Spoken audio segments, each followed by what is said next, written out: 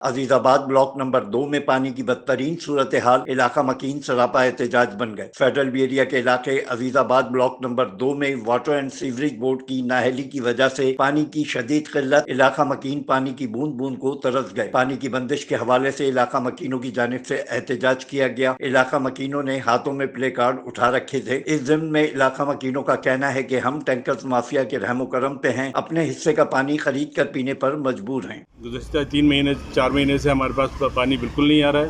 ہمارے علاقے کا پانی کاٹ کے دوسرے علاقے کو دے دیا گیا ہے، اور مین پرابلم جو ہے وہ مین لائن سے کنیکشن دیے ہوئے ہیں مختلف گلیوں میں، جو فرنٹ پہ آ ہی نہیں پاتا ہے، پانی گلیوں میں چلا جاتا ہے۔ عزیز آباد بلاک 2 میں 4 مہینے سے پانی کی پریشانی ہے۔ صفا مسجد سے کنیکشن کاٹا انہوں نے اور ایک علاقے کا پانی دوسرے علاقے کو دے دیا۔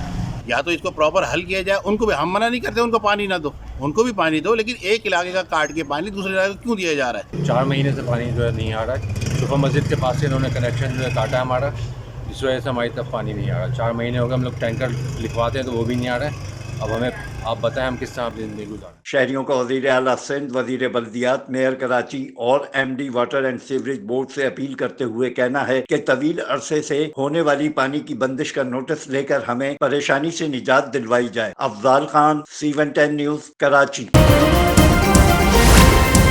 C110 نیوز، خبر کی اصل خبر۔